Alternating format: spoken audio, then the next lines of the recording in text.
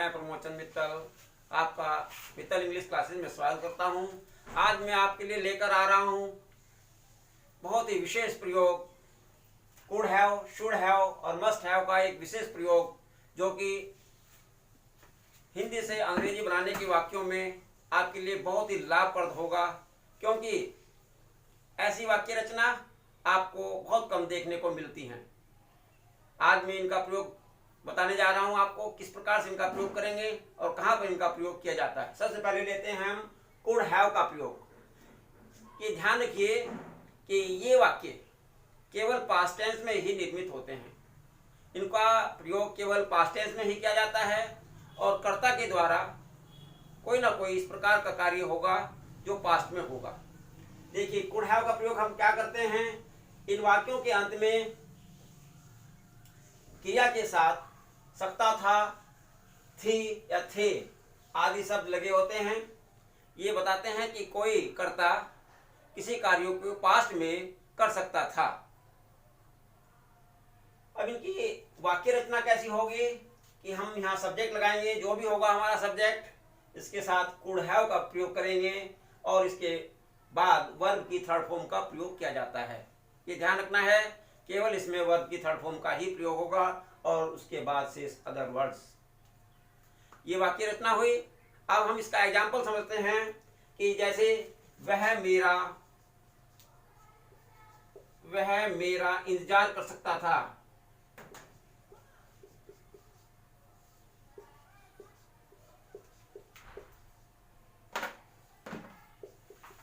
देखिए, यहाँ पर बाद में आया कर सकता था, लेकिन इस वाक्य से ऐसा प्रतीत हो रहा है हमें कि वह मेरा इंतजार कर सकता था, लेकिन उसने नहीं की।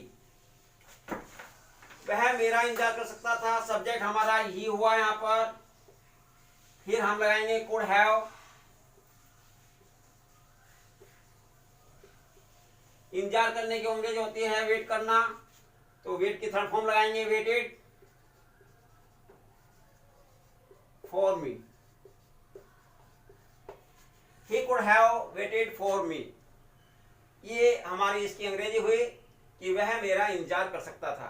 और एग्जाम्पल देखिए, दूसरा एग्जाम्पल मैं बता रहा हूं, ये मैं साफ कर रहा हूं, आपको इसको नोट कर लीजिए।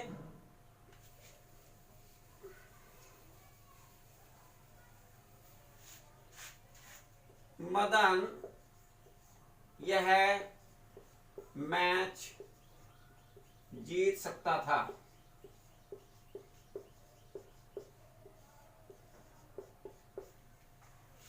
मदन करता है हमारा, यहाँ पर मदन लिखेंगे, मदन, फिर वही रचना कुड हैव। जीतने के लिए वोन का प्रयोग करेंगे थर्ड फॉर्म। यह मैच, दिस मैच। ये हमारा सेंटेंस हो गया, मदन कुड हैव वोन दिस मैच। मदन यह मैच जीत सकता था लेकिन नहीं जीत पाया। ऐसा सेंस ये वाक्य दे रहे हैं।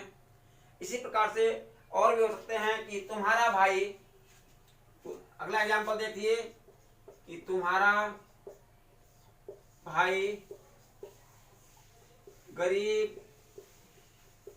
गरीबों की सहायता कर सकता था।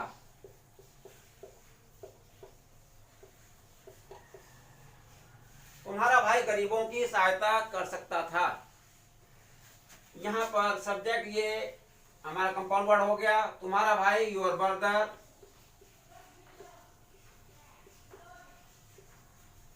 Could have helped the poor. ये हमारा सेंटेंस बना, your brother could have help the poor.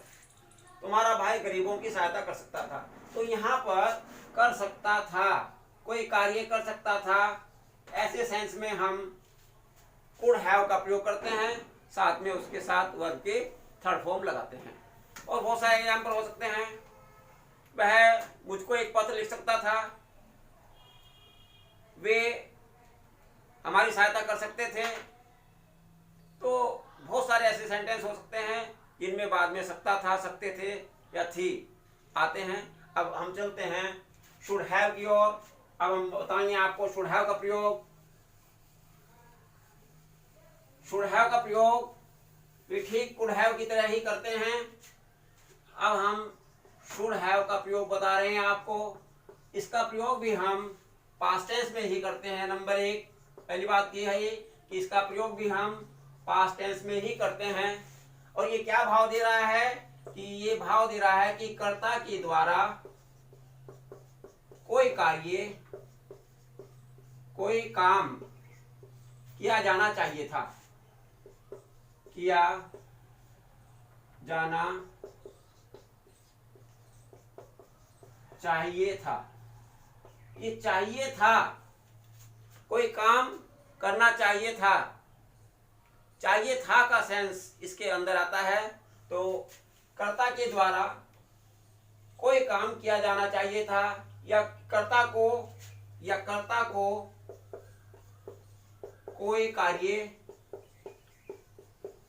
कोई कार्य करना चाहिए था, करना चाहिए था। ये इस सेंस में हमारा इसका प्रयोग किया जाता है। रचना वही है, सब्जेक्ट लगाएंगे, यहाँ पर शुड हैव का प्रयोग करेंगे और उसके बाद वर्ब की third form plus other words.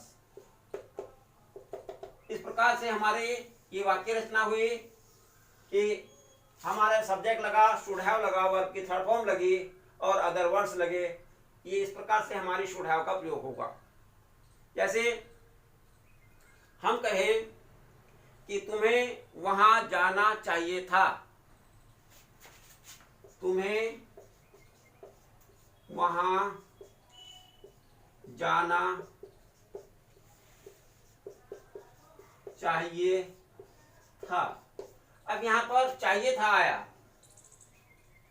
तुम्हें की अंग्रेजी होगी यू, फिर लगाएंगे हम शुड हैव,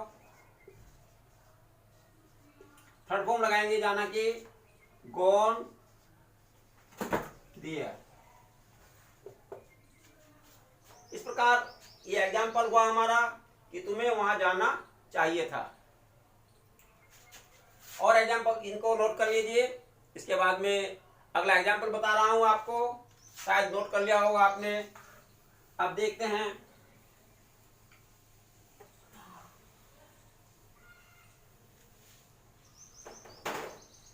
उसे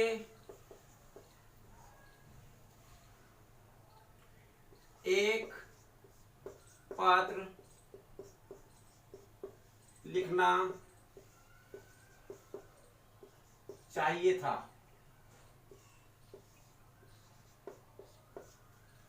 उसे क्या लगाएंगे ही, यहां पर लगाएंगे should have, return third form लगाएंगे, he should have return a letter. उसे एक पत्र लिखना चाहिए था, चाहिए था आया है, यहाँ शुड हैव का प्रयोग किया हमने वर्ब के, यहाँ पर शुड हैव लगाया और यहाँ पर वर्ब की थर्ड फॉर्म लगाई। इस प्रकार से हमारा ये वाक्य निर्मित हुआ। तुम्हें मुझे यह बात पहले ही बता देनी चाहिए थी, तुम्हें मुझे यह बात पहले ही बता देनी चाहिए थी। अब तुम्हें क्या करेंगे, यहां पर लेंगे यू, फिर वो रचना you should have told me this earlier. इस प्रकार हम इसकी अंग्रेजी बना देंगे कि you should have told me this. चाहे बात के लिए हम कुछ और लगा सकते हैं, you should told me this matter etcetera earlier.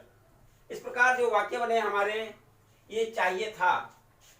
इन वाक्यों में क्या सेंस आती है, इन वाक्यों में ऐसी सेंस लग रही है कि जैसे वो कार्य पूरा नहीं हुआ। अर्थात जो हम अपेक्षा कर रहे हैं वो अपेक्षा पूरी नहीं हुई। अब हम चलते हैं मस्ट हैव की ओर।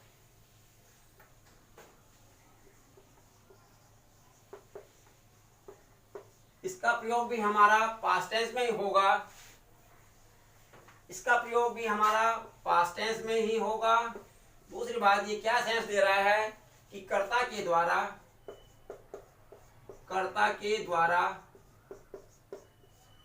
कोई कार्य पास्ट में हुआ होगा। देखिए यहां पर हुआ होगा, कर्ता के द्वारा कोई कार्य पास्ट में हुआ होगा। यहां पर हुआ होगा, ये हुआ होगा इसका मतलब कोई कार्य कर्ता के द्वारा किया गया होगा या कोई घटना भी हो सकती है जो यहाँ पर पास्ट में हुई होगी। इस प्रकार की सेंस भी ये वाक्य देते हैं। जैसे तुमने परीक्षा में अवश्य नकल की होगी। तुमने परीक्षा में अवश्य नकल की होगी। अब यहां पर एक संभावना भी व्यक्त होती है। यहां साथ जोड़ते हैं हम, यहां संभावना, किसी कार्य के घटने की संभावना को भी ये वाक्य बताता है। यहां पर कोई घटना हुई होगी, उसकी संभावना को व्यक्त करने के लिए हम मस्ट हैव का प्रयोग करते हैं। और उसी प्रकार से हम मस्ट हैव के लिए भी सब्जेक्ट प्लस यहाँ पर हमारा मस्ट हैव और उसके बाद वर्ब की थर्ड फॉर्म और उसके बाद अदर वर्ड्स लगाते हैं। ये भी हमारी वाक्य रचना ठीक उसी प्रकार है जैसे पीछे हमने बताया आपको कुड हैव और शुड हैव की रचना थी। ये भी रचना उसी प्रकार है। तुमने परीक्षा में अवश्य नकल की होगी, तो यहाँ पर लिखेंगे हम तुमने की अंग्रेजी यू, यहाँ पर लिखेंगे must have copied, COPIED, copied in the examination. You must have copied in the examination.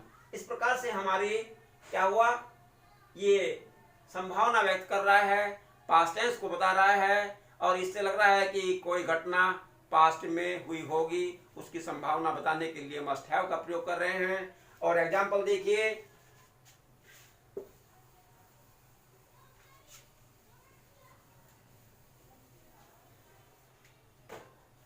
यह दुर्घटना रात में हुई होगी। यह दुर्घटना रात में हुई होगी। अब ये यहाँ पर हमारा जो कर्ता है वो एक इंसिडेंट है, ये दुर्घटना है, एक एक्सीडेंट है और ये रात में हुई होगी, तो हम ये पास्ट टेंस का वाक्य है, संभावना व्यक्त कर रहे हैं। अब हम इसकी अंग्रेजी कैसे बनाएंगे, इसकी अंग्रेजी बनाने के लिए हम कहेंगे this accident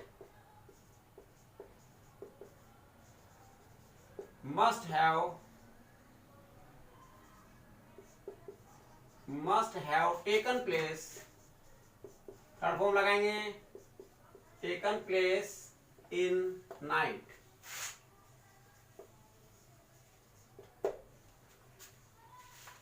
This accident must have taken place in night।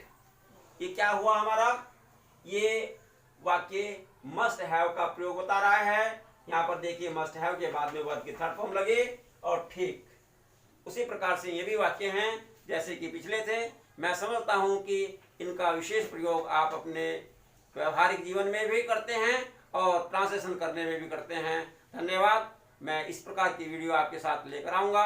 आप चैनल को लाइक और सब्सक्राइब करते रहिए। Thank you very much for watching my video.